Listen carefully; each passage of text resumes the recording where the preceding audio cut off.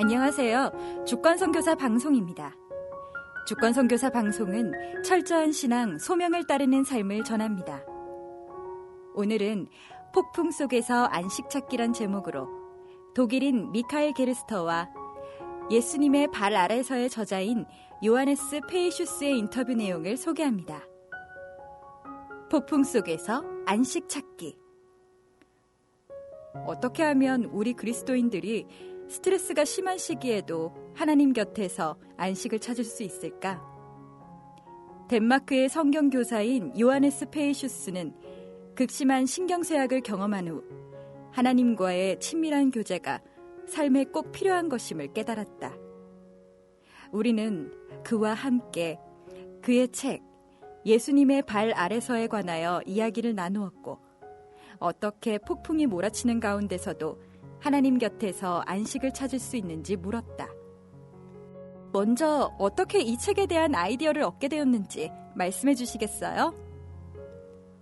저는 1986년부터 1989년까지 아주 어려운 시기를 겪었고 탈진 상태에 이르게 되었습니다. 이것은 결국 한계를 몰랐던 삶의 방식의 당연한 귀결이었죠. 저는 전임 사역을 하면서 자신을 소진시켰습니다. 저는 저의 정상적인 한계를 넘어갔고 신체적으로 또 신경적으로 완전히 붕괴하기 직전에 제 사역을 포기해야만 했습니다. 이 모든 것은 장기간의 신체 장애로 이어질 뻔하였습니다. 그런데 하나님께서는 1989년 2월 25일 주권적인 방식으로 저를 치유하셨습니다. 후에 저는 하나님의 은혜는 더 크다라는 제목으로 이 경험에 대한 책을 썼습니다. 이러한 기초적인 경험들을 통해 제 안에는 더욱더 예수님께 가까이 가고자 하는, 예수님 안에서 안식에 이르는 법을 배우고자 하는 깊은 열망이 자라났습니다. 저는 우선 단순히 다시는 이런 일을 겪지 않도록 저의 생활 방식을 바꾸고 우선순위를 바로 정하고 싶었습니다. 밖에는 수백만의 길 잃은 영혼들이 있습니다. 우리에겐 진짜 예수님의 발 아래에 앉아있을 시간이 있을까요?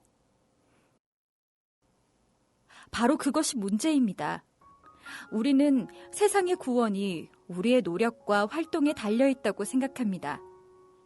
그리고 우리는 선하고 올바른 동기에서 거의 죽도록 일합니다. 물론 우리는 의문의 여지 없이 복음을 전하도록 부름받았습니다. 그러나 우리는 이 일이 오직 성령의 인도하심 아래서만 효과적이며 성공적으로 이루어질 수 있고 결국 성령의 능력으로만 가능하다는 사실을 잊어버리는 경향이 있습니다. 예수님은 내 멍에는 쉽고 내 짐은 가볍다고 분명히 말씀하셨습니다. 우리를 탈진하도록 내모는 것은 우리 자신의 분망한 명입니다. 우리는 우리의 영적인 사역이 오직 주님과의 친밀한 관계 속에서만 작용할 수 있다는 것을 기억해야 합니다. 예수님이 제자들에게 나 없이는 너희가 아무것도 할 수 없다고 말씀하셨을 때 바로 이 점을 주목하도록 하신 것입니다. 당신은 책 속에서 예수님의 발 아래 쉬는 것을 우리에게 무엇보다도 마지막 때를 바라보는 것이 필요한 것과 같다고 쓰셨는데 이런 말씀을 하신 계기는 무엇입니까? 예수님도 바울도 분명하게 여러 번 메시아가 오기 전에 마지막 때에는 사람들의 삶이 엄청난 압박 가운데 처하게 될 것임을 말씀하셨습니다. 이것은 믿는 사람들도 포함하는 것입니다. 마태복음 24장과 누가복음 21장의 구절들은 이것을 아주 노골적으로 묘사합니다. 그러므로 우리는 극심한 어려움들과 압박이 우리를 두려움과 공포에 빠뜨려 이런 종류의 것들에 무릎 꿇게 만들지 않도록 기도와 말씀 가운데 하나님과의 교제를 강화시켜야 합니다. 그러나 결국에는 하나님과 더 많은 시간을 보내고자 하는 것은 우리 모두의 열망이지 않습니까? 그럼에도 대부분의 사람들은 그렇게 하지 못합니다. 특히 성탄절과 같은 축제 기간은 많은 사람들에게 있어 스트레스와 연관됩니다.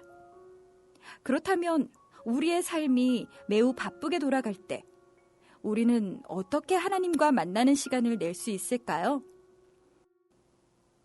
하나님과 함께하는 시간은 그냥 얻어지는 것이 아닙니다.